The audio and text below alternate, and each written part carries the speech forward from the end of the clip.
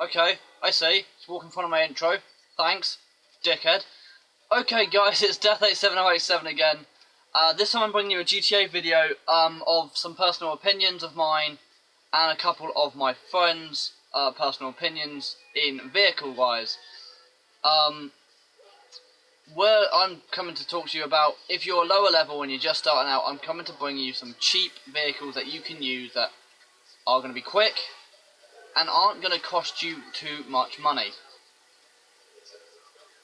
Now, vehicles I'm mainly talking about are stuff like the Comet and the Coil Voltic. The reason why I say these two vehicles is because, one, they are very, very good at handling. I will admit the Comet does slide out a bit more often than the Voltic does. Another vehicle we will be talking about halfway through is the Coquette.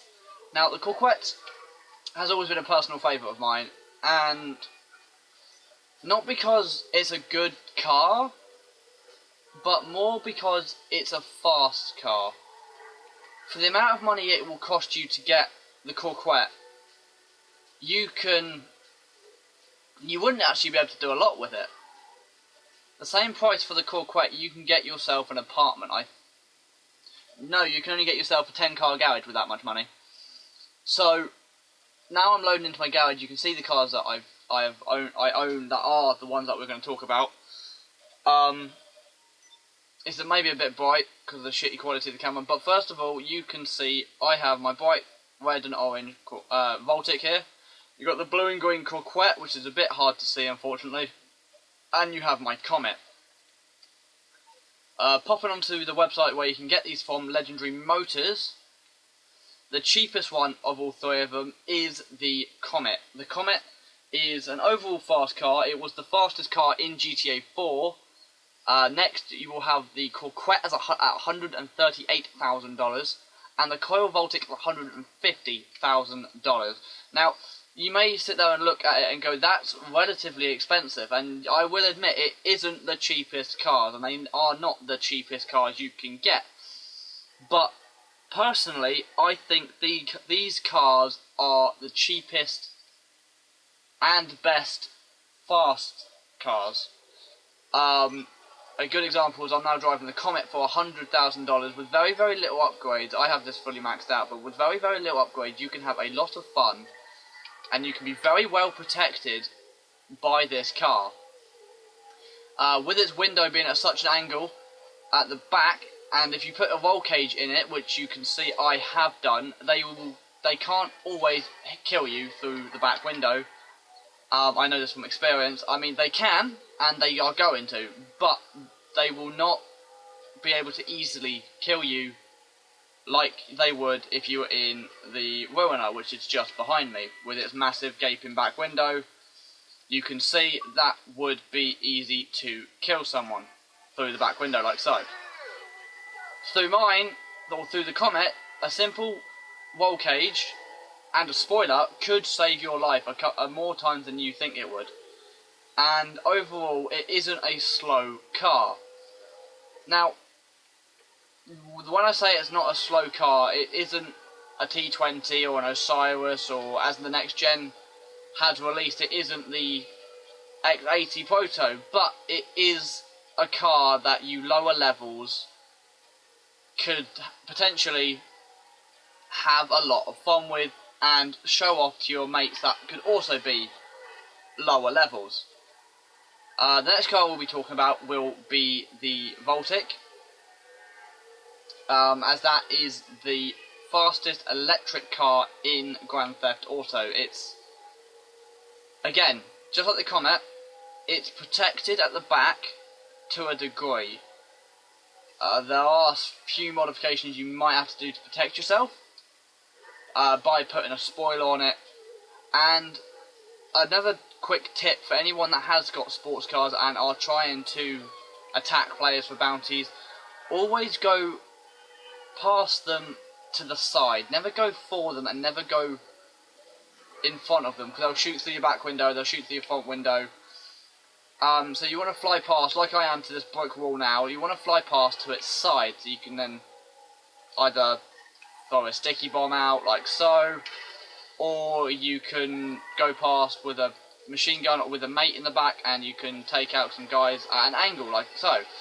It's really up to you how you do it, but the recommendation I put in there is never go straight forward towards your bounty or your target.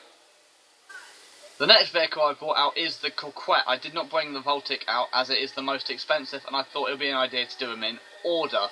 Now, the Coquette as a vehicle overall is extremely fast with rear-wheel drive and some very impressive features to it. Again, we're going to talk about its safety protocol, and its back window, as you can see, is a V shape. It kind of like shrinks into itself.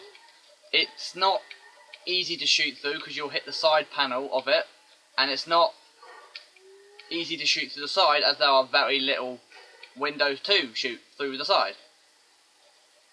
Now, the Coquette is a very fast vehicle. It's $138,000 in game. You can get this by doing the Felicia job heist if you have a higher level that doesn't need 70 grand. You can then share that and get 100 grand. First time bonus, you've got yourself 200 grand, a new car, and a garage out of that if you have only just started playing GTA. Again, the same with the Comet. You can get yourself a better garage, slightly better garage, and a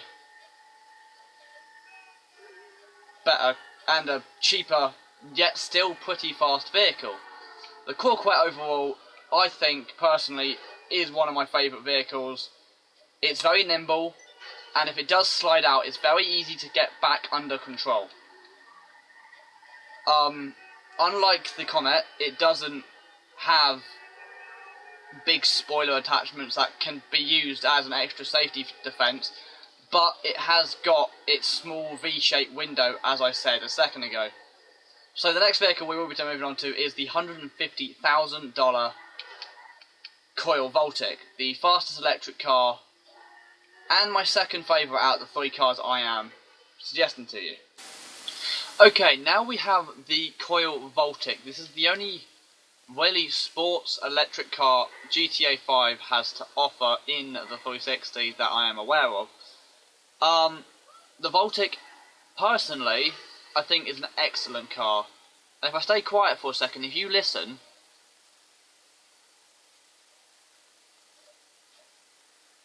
there's very little noise coming from it.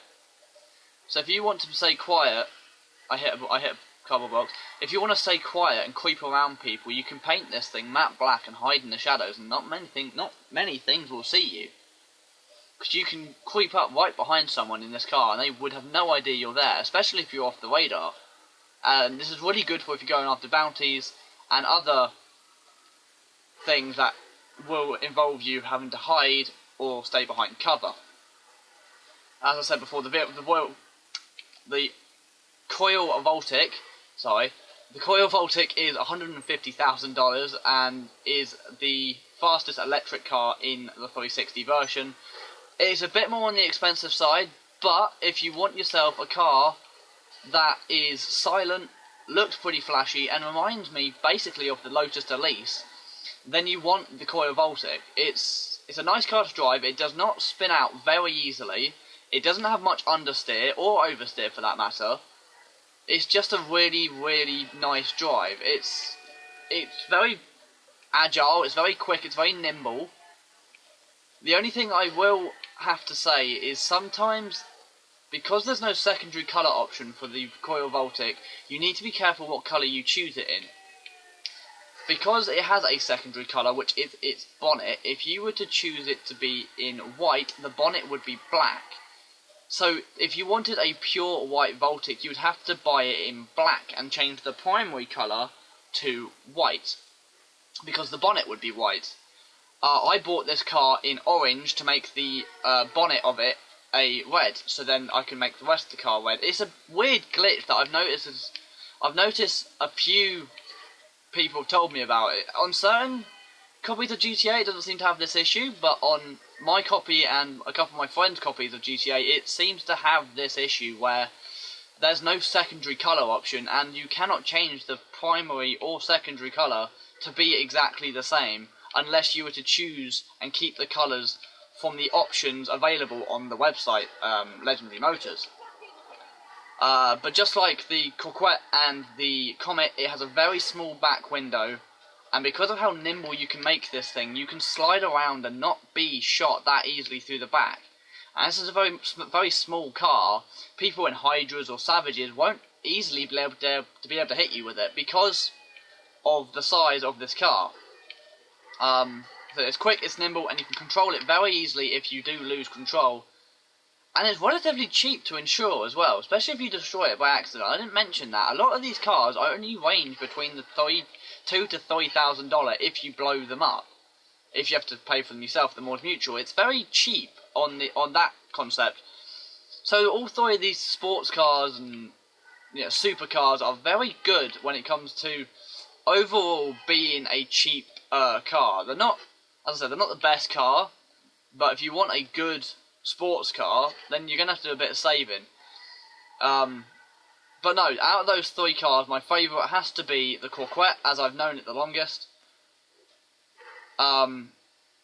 No, if I'd known it the longest, it would be the Comet. The Comet would be my favourite, but because I didn't play GTA 4 very much because I didn't have any friends to play online with, didn't really play it, so I didn't have the Comet as a car on GTA 4. So I've known the Comet the longest in the vehicle wise, and it was a very good vehicle in GTA 4, but the best vehicle out of these three, personally, is the $138,000 Coquette from Legendary Motors. It's noisier than all three of them, you can make it look nicer than all three of them personally, and it's just an overall nice car to drive. It's not too sliding, it's not too grippy like the Voltic, but the other two cars are very good. And if you want a cheap car as a low level, or a high level, when you want a different vehicle, definitely choose the Comet, the Coquette, or the Voltic as a definite buy. This has been DeathX787, and I guess I'll see you in the next one.